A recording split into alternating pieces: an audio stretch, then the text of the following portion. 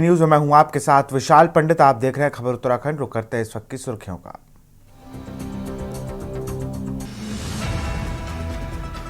गृह मंत्री अमित शाह राष्ट्रीय खेलों का समापन कार्यक्रम में होंगे मुख्य अतिथि। इस मौके पर केंद्रीय खेल मंत्री मनसुख मांडविया, सीएम पुष्कर सिंह धामी रहेंगे मौजूद। सीएम धामी वनाग्नि नियंत्रण के लिए आयोजित मॉक ड्रिल का लिया जायजा, सभी विभागों के सहयोग लेने के दिए निर्देश। पीएम मोदी के उत्तराखंड दौरे को लेकर तैयारियां तेज। 27 फरवरी को शीतकालीन यात्रा पर उत्तराखंड आ रहे हैं पीएम मोदी। यूजीसी पंजीकरण को लेकर झूठी शिकायत पड़ेगी भारी, 10,000 रुपए तक का अर्थदंड का किया गया प्रावधान। हरिद्वार में 15 फरवरी से भोले के भक्तों को कुंभ शुरू, हर की पेड़ी के चारों तरफ 0 जोन लागू। डोईवाला में गन्ना सेंटर, नाकाल बुलंदा में गन्ना उठान नहीं होने से किसान नाराज। आप देख रहे हैं के न्यूज, खबरों का सारथी। उत्तराखंड सचिवालय में एक दिन पहले हुई कैबिनेट बैठक में पूर्व विधायकों की पेंशन 20,000 रुपए बढ़ाने का फैसला लिया गया। एक और जहां राज्य कर्ज के दलदल में है, वहीं धामी सरकार ने मानियों को खुश करने के लिए यह निर्णय लिया है। सीएम पुष्कर सिंह धामी की अध्यक्षता में बुधवार को कैबिनेट बैठक में 31 अहम प्रस्ताव पारित किए गए। 13 जनपदों के छोटे से प्रदेश उत्तराखंड में पर्यटन, खनन और शराब के अलावा कोई राजस्व कमाने के बड़े संसाधन नहीं है। हर वित्तीय वर्ष में सरकार भी नए नए कर्ज को लेकर योजनाओं को पूरा रही है। वहीं उत्तराखंड के पूर्व विधायकों को अब प्रति माह 60,000 रुपये पेंशन मिलेगी। वहीं कांग्रेस इसको लेकर सरकार पर हमलावर है और जन मुद्दे दरकिनार कर आरोप लगा रही है और नेताओं को रेवड़ियां बांटने की बात कह रही है। इस रिपोर्ट को देखिए।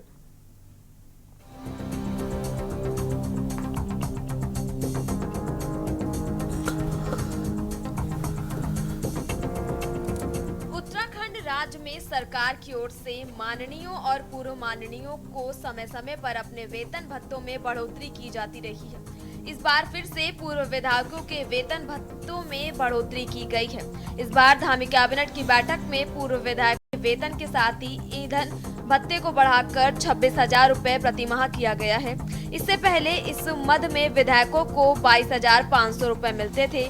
वहीं अब निर्वाचित होने वाले विधायकों को 25,000 रुपए तक का फोन भी दिया जाएगा। अभी तक इस मद में विधायकों को 8,000 रुपए तक दिए जाते थे। वहीं लेखन सामग्री के लिए विधायकों को 20,000 रुपए प्रति माह मिलेंगे।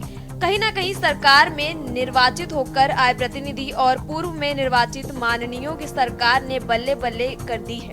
इससे कहीं न कहीं राज्य के खजाने पर बोझ पड़ेगा। भाजपा इसे पुराना मामला बता रही है और कैबिनेट से पास होने की बात कह रही है। साथ ही प्रदेश की आर्थिकी में सुधार होने की बात कही जा रही है और प्रदेश में युवाओं को रोजगार देने की बात भाजपा कर रही है। वहीं कांग्रेस का कहना है कि एक और सरकार कर्ज लेकर काम चला रही, वहीं विधायकों और पूर्व विधायकों के पेंशन भत्तों में बढ़ोतरी की जा रही है। प्रदेश लगातार कर्ज के दलदल में जा रहा है। कोई भी बच्चा पैदा होने से पहले ही 45,000 रुपए का कर्जदार हो रहा है, जबकि प्रति व्यक्ति ये कर्ज इससे भी अधिक है।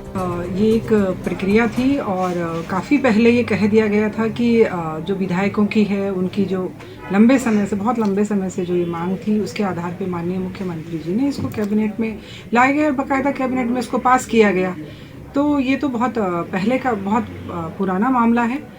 और जहाँ तक प्रदेश की बात है, देखिए हर स्तर पर करीब 20,000 युवाओं को जहां रोजगार मिल चुका है, वहां अभी अन्य बहुत सारी रोजगार की अपार संभावनाएं हैं और उत्तराखंड का चहुमुखी विकास हो रहा है।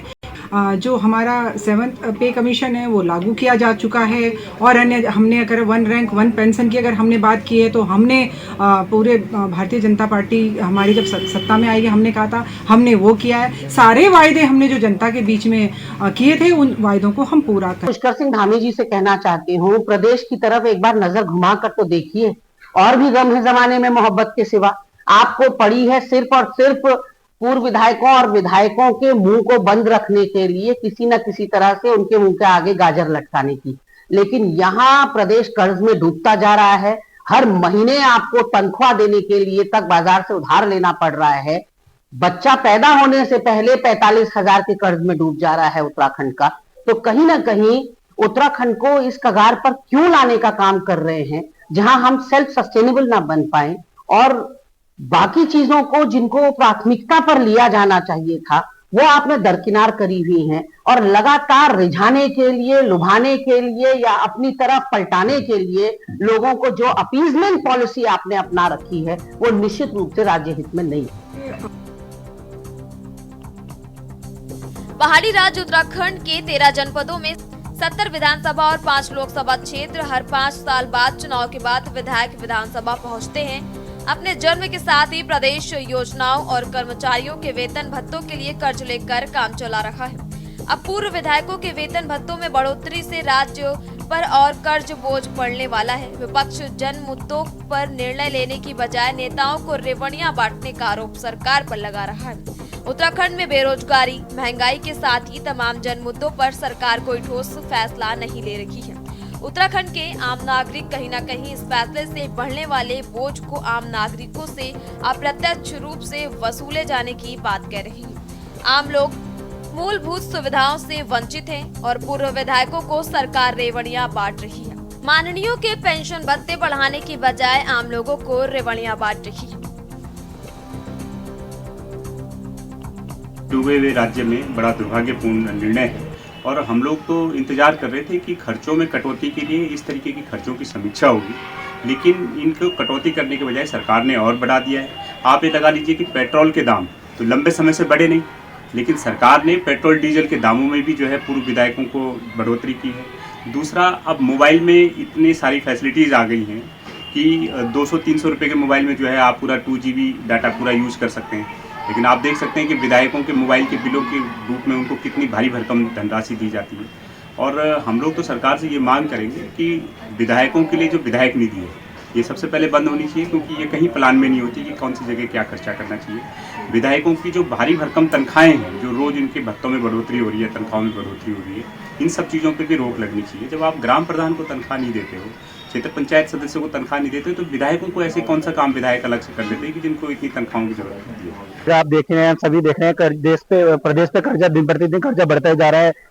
लोग अपनी मूलभूत सुविधाओं से वंचित है विधायक जा रहे हैं। पर इसके ऊपर आप देख रहे हैं कि विधायकों की पेंशन है, विधायक अपने लिए लड़ रहे हैं। विधायकों को हमारे लिए लड़ना चाहिए था कि जब वो सत्ता में थे तब नहीं लड़े, पर कुछ तो उन्होंने हमारे लिए भी सोचना चाहिए, हमारे लिए लड़े, जनता के लिए लड़ना चाहिए। वो आप देख रहे हैं अपनी पेंशन बढ़ाने के लिए लड़ रहे हैं। अभी देखिए हाल ही में उन्होंने लड़ाई इस कदर लड़ी, उन्होंने हमारे लिए ना लड़ाई करके उन्होंने अपनी लड़ाई इतने अच्छे से लड़ी है कि आप देखिए कि उनकी पेंशन पूर्व विधायकों की जो है पेंशन बढ़ती जा रही है। पर ये तो देखते हैं ये बर्डन जो पड़ेगा ये घूम फिर के कहीं ना कहीं ये प्रदेशवासियों पर ही पड़ेगा। जिस तरह देख रहे हैं आप टैक्स बढ़ते जा रहे हैं, हर चीज बढ़ रहे हैं। ये जो विधायकों की जो तनख्वाह बढ़ रही है पूर्व विधायकों की, कहाँ से वसूली जाएगी? ये आम जनता से ही तो वसूली जाएगी। बताया जा रहा है कि जो पूर्व विधायक हैं, जो रिटायर विधायक हैं, उनकी पेंशन बढ़ा दी गई है।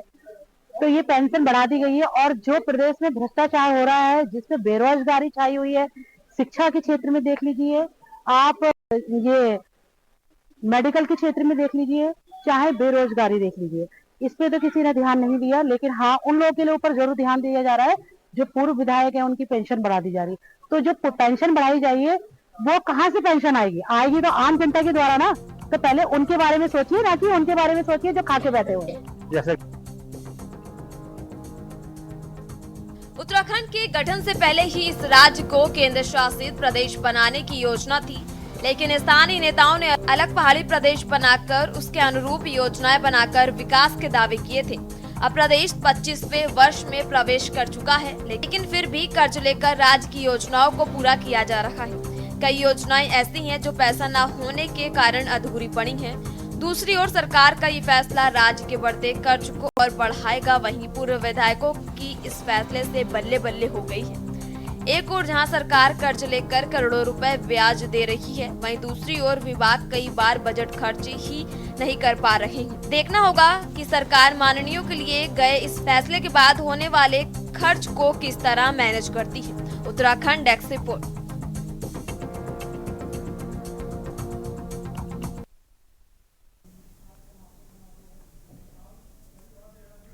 और इसी बीच देहरादून से बड़ी खबर आ रही है। बड़ी खबर आपको देहरादून से बता रहे हैं।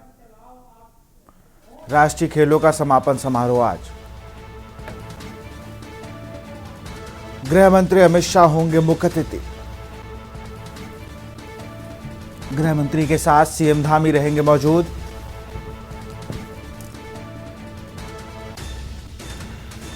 गृह मंत्री के दौरे को लेकर प्रशासन अलर्ट।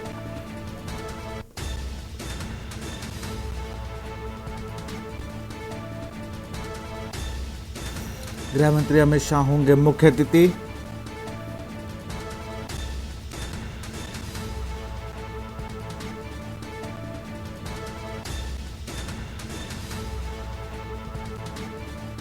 गृह मंत्री के दौरे को लेकर प्रशासन अलर्ट।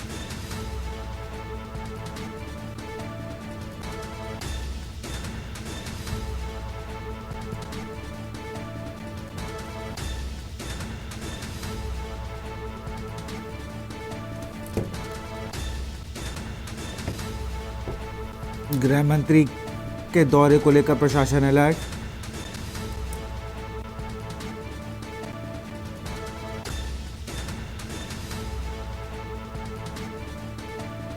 गृह मंत्री अमित शाह होंगे मुख्य अतिथि।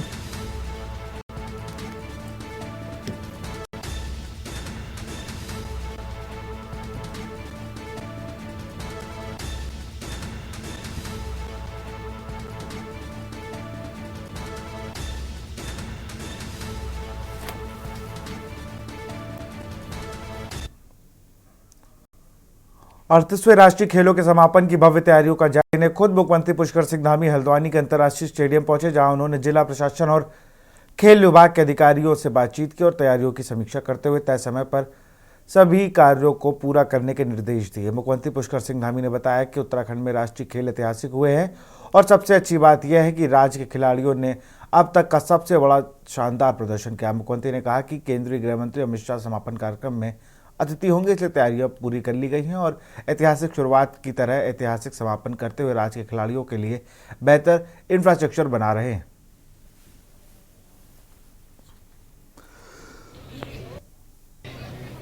समापन समारोह की बहुत अच्छे तरीके से यहाँ पर की जा रही है और बड़ा बहुत ही उत्साहपूर्ण एक माहौल है और पूरे राज्य के अंदर ये 38वें राष्ट्रीय खेल आदरणीय प्रधानमंत्री नरेंद्र मोदी जी के शुभ हाथों से शुभारंभ हुए उसका, और उस दिन से लेकर 11 स्थानों पर ये प्रतियोगिताएं हमारी आयोजित की गई। आज भी कई जगह कार्यक्रम चल रहे हैं, कल भी चलेंगे और कल बहुत ही भव्य समापन समारोह होगा। कुमाऊं का प्रवेश द्वार हल्द्वानी में 38वें राष्ट्रीय खेलों के समापन के मौके पर शहर के चौक चौराहों पर कुछ सजाया गया। राष्ट्रीय खेलों का समापन हल्द्वानी के अंतर्राष्ट्रीय स्टेडियम में आज 14 फरवरी को होने जा रहा है।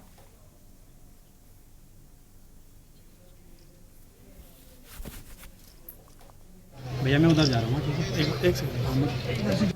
नमस्कार, मैं दीपक अधिकारी, आप देख रहे हैं के न्यूज। इस टाइम मेरा हल्द्वानी के इंदिरा गांधी इंटरनेशनल स्टेडियम पे, जहाँ पे 38वें राष्ट्रीय खेलों का समापन होना है। जिस समापन को लेकर जिस तैयारियां हैं, मैं आपको तैयारी देख सकते हैं किस तरह से मंच में जो कलाकार हैं, क्योंकि कल यहाँ पर सांस्कृतिक कार्यक्रम भी होंगे और जिसको लेकर जो कलाकार हैं उन कलाकारों की यहाँ पर प्रैक्टिस हो रही है और पुलिस प्रशासन के लोग भी यहाँ पर मौके पर हैं और पुलिस प्रशासन के लोगों द्वारा इस कार्यक्रम को भव्य रूप देने के लिए जगह जगह पे लगाए गए हैं और लगातार मॉनिटरिंग की जाए। उच्च अधिकारी द्वारा इसकी मॉनिटरिंग है। अब से कुछ ही देर पूर्व यहाँ पे मुख्यमंत्री पुष्कर सिंह धामी भी पहुँचने वाले हैं और कल के समापन को लेकर कहीं न कहीं वो अधिकारियों से यहाँ पे एक बैठक भी लेंगे और जिसके बाद जो अधिकारी हैं उनकी बातें सुनेंगे और कल के जो कार्यक्रम है, समापन का जो कार्यक्रम है, 38वीं राष्ट्रीय खेलों का जो समापन है, उसको कहीं न कहीं भव्य रूप देने के लिए यहाँ पे काम किया जाएगा और 38वें राष्ट्रीय खेलों की जो शुरुआत देहरादून में हुई, जिस तरह से वहाँ पे भव्य रूप उस शुरुआत को दिया गया था, उसी शुरुआत को लेकर यहाँ पे समापन भी होना है। अब इस समापन को हल्द्वानी में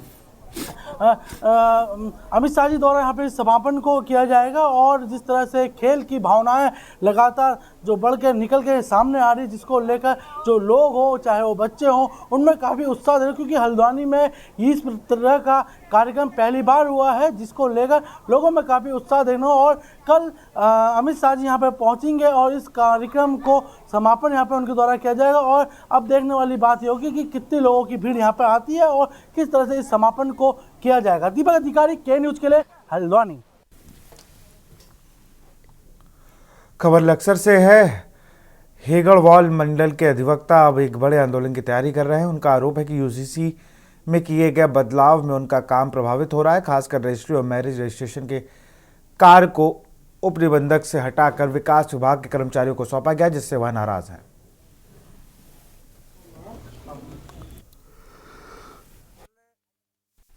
कुछ इस प्रकार की ये प्रशासनिक अफसर की कि वकीलों को पब्लिक के और अपने बीच से निकाल दिया जाए। पेपरलेस व्यवस्था जो की जा रही है, हम उसके समर्थन में हैं, परंतु कम से कम एक तो हमारा रोजगार न छीना जाए। दूसरे, कितने इनके कर्मचारी और अफसर हैं जो बिस्से और बीघे का हिसाब निकाल सकते हैं? 1% की नहीं होंगे इनमें। केवल एक लेखपाल को छोड़कर कोई बीघे बिस्से का हिसाब नहीं निकाल सकता। ऐसी स्थिति में जो ये वर्क यहाँ से वसीयत का, मैरिज रजिस्ट्रेशन का या सिविल डीड्स का बाहर ले जा रहे हैं, उससे पब्लिक को भी नुकसान है। क्या है कि हमारे कुछ साथी जो वो रजिस्ट्री का और मैरिज रजिस्ट्रेशन या अन्य चीजों का काम करते हैं, उन लोगों को क्या है कि काफी जानकारी है इस विषय में, परंतु क्या अफसर जो सरकार को गुमराह कर रहे हैं, जिसके कारण गलत तरीके की नीतियां बन रही है। पता अफसरों को कुछ है नहीं, एक तरीके के अफसर राज्य के अंदर ब्यूरोक्रेसी इतनी आ हुई है कि एक अराजकता का माहौल है। इसका एक मैं आपको छोटा सा उदाहरण दूं, हम कई बार आधार कार्ड से लिंक हो चुके हैं। पहले CSC सेंटर होते थे, जगह जगह पर आसानी से करा सकता था, फिर इन्होंने बैंकों को दे दी वो व्यवस्था। धीरे धीरे वो क्या कि चुनिंदा लोगों को, ताकि अफसर और इनके जो दलाल है वो बीच में वकीलों को निकाल कर अपनी जो गोटी फिट करना चाह रहे हैं वो यही है।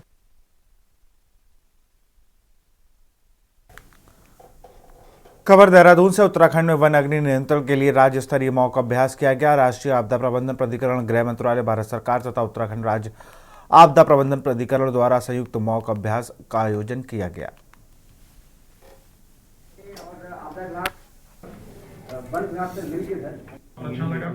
सभी डिस्ट्रिक्ट कलेक्टर्स हमारे साथ जुड़े हुए हैं सर। मैं चाहूंगा सर, इस मॉक एक्सरसाइज से बहुत सारी रिकमेंडेशंस आएंगी सर। उस रिकमेंडेशंस के उत्तराखंड हाईकोर्ट ने गाड़ियों की ओवर स्पीड से हो रही दुर्घटनाओं को लेकर दायर जनहित याचिका पर सुनवाई करते हुए कोर्ट की खंडपीठ ने मामले में अति गंभीरता पाते हुए IG ट्रैफिक गढ़वाल से 20 फरवरी को कोर्ट में व्यक्तिगत रूप से पेश होने को कहा है। कोर्ट ने यह भी कहा है कि जब वाहन ओवर स्पीड में चल रहा है तो रोड में क्या ऐसा सेंसर लगाया जा सकता है जिसकी सूचना वाहन चालकों के परिजनों व संबंधित थाने को मिल सके।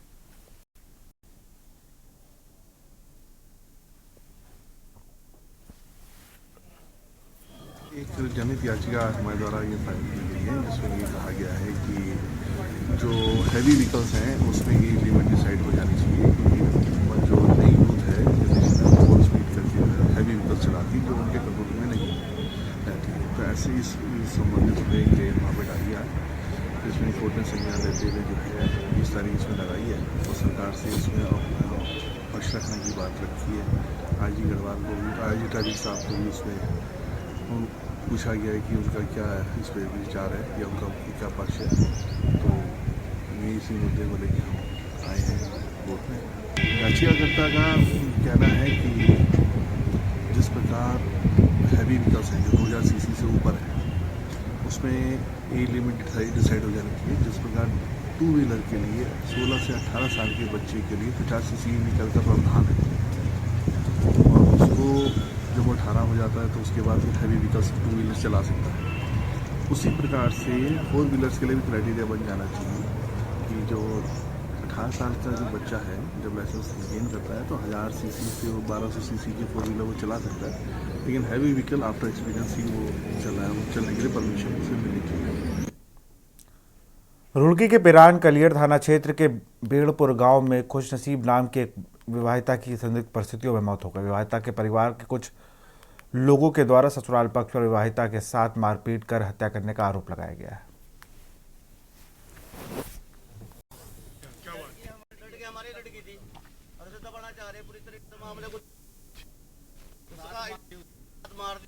किसने इन्होंने मारी जा बिहार का अच्छा नाम है उसका आसिफ, उन मारी और उसके बाप ने मारी। क्या कोई किस तरह मारी है? अगर वो अपनी मौत मरी थी तो हमें वहाँ खबर क्यों नहीं दी गई? यहाँ मरी भी को यहाँ ला को घेर दी। अच्छा, क्या हुआ है? उसको मार दिया आसिफ ने, जिसके यहाँ ब्याही अच्छा गला दबा रखा उसका। जाकर देख लो तो मरी भी पड़ी है अलग ही। तो पुलिस में सूचना दी आपने? पुलिस उन्हीं के साथ है।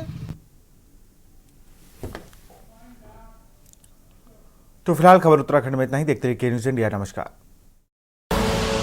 आप देख रहे हैं के न्यूज़, खबरों का सारथी।